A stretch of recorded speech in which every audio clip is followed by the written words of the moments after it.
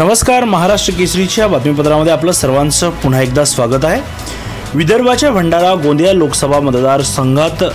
महाविकास आघाडी विरुद्ध महायुतीची लढत, दिग्गज नेत्यांची मेहनत पणाला। भंडारा गोंदिया लोकसभा मतदार क्षेत्रात उद्या 19 एप्रिल रोजी मतदान होत असून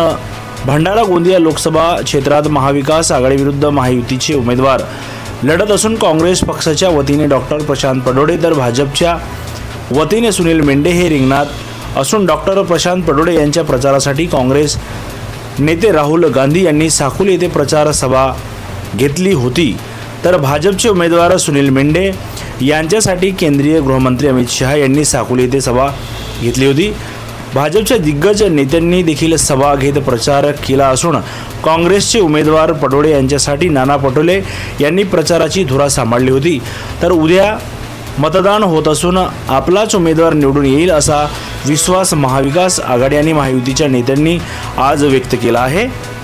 की मोदीच्या विरोधात काँग्रेसचा डॉक्टर प्रशांत पडोळे काय हे करणार, परंतु राहुल गांधींनी ज्या 5 न्याय सांगितलेले आहे त्याच्यामध्ये लोकांना न्याय देण्याची जी भूमिका घेतली आहे आणि त्या न्यायाचे परिपत्र गेल्यावर लोकांकडे आणि त्यानंतर प्रत्यक्षात राहुल गांधींनी साकोलीमध्ये येऊन जे आव्हान केलं आणि 5 न्यायाबद्दल जे सांगितलं त्या लोकांना इतके आवडल्या की संपूर्ण जिल्ह्यामध्ये लोक आम्हाला म्हणतात की तुमचे लोक घरापर्यंत आल्यावर स्वागत करत आहेत कार्यकर्त्यांचे, आणि त्याच्यामुळे महायुतीचा आता विषय संपलेला आहे। महायुतीबद्दल प्रचंड रोष आहे। सुनील मेंढे खासदाराचा विषय राहिलेला नाही आहे। महायुतीने मागच्या 2 वर्षामध्ये जे काही प्रकार केले, ईडी CBIचा धाक दाखवून लोकांना आतमध्ये टाकलं किंवा पक्षामध्ये घेतलं, ते लोकांना बिलकुल आवडलं नाही आहे। लोकांचे कामं सोडून फक्त आणि फक्त यांनी राजकारण करण्याचं काम केलं, त्याच्यामुळे महायुतीचा उमेदवार गोंदियामध्ये कमीत कमी 2 लाखांनी पराभूत होईल असं आता आम्हाला सामान्य लोक सांगत आहेत। महाविकास आघाड़ी के बारे में मैं कुछ बोलना नहीं चाहता क्योंकि ये चुनाव नरेंद्र मोदी जी वर्सेस राहुल गांधी जी है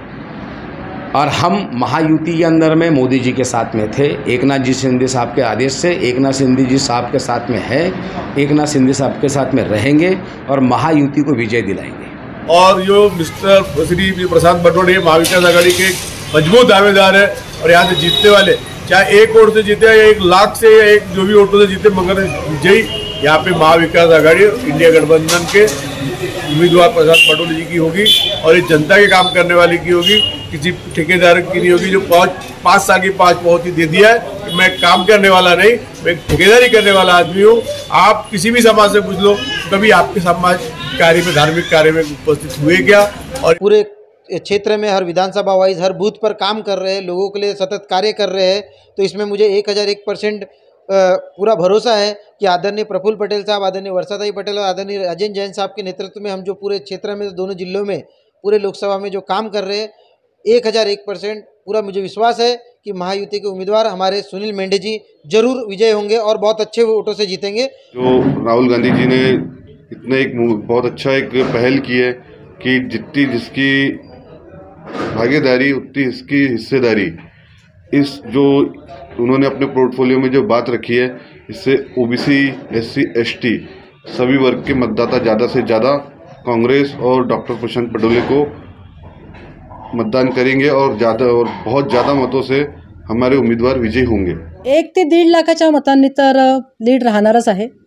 हे नक्की आहे, कारण की सुनील मेंढे उमेदवार आहे, सोबत मोदीजी आहेत। तर आज महाविकास आघाडी आणि महायुतीच्या नेत्यांनी जरी आपलाच उमेदवार निवडून येईल असा विश्वास व्यक्त केला असला तरी 4 जून रोजी येणारा निकाल